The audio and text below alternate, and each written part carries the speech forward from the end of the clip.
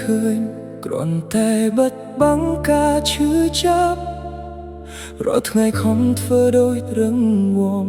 ទាំងក្នុងចិត្តដូចជាមនុស្សស្លាប់សំពាធរួមរឹតគ្រប់ជំហានសូបន្សែងឆ្ងាយមិនអាចទៅដល់គ្រួសារមានតែពាក្យស្ដីបន្ទោសបេះដូងខ្ញុំមើលតើមានអ្នកណាយល់អ្នកណាដឹងថាខ្ញុំឈឺចាប់ប៉ុណ្ណា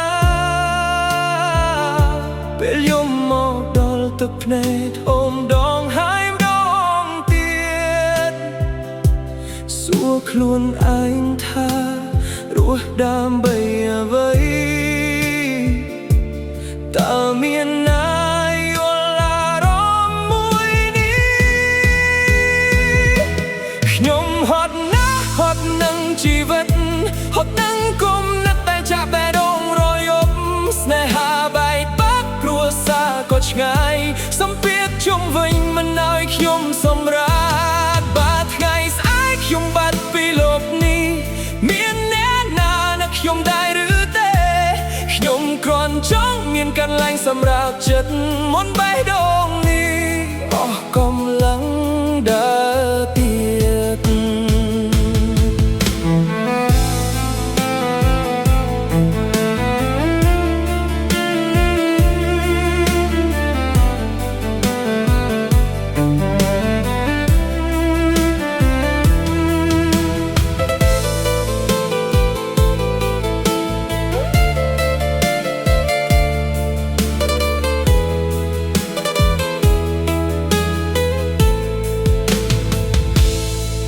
រូបថតចាស់នៅតែដែល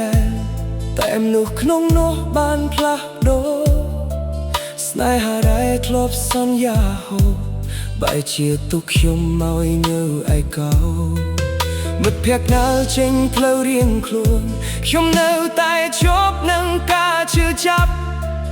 សួរមិនថាហេតុអ្វីជីវិត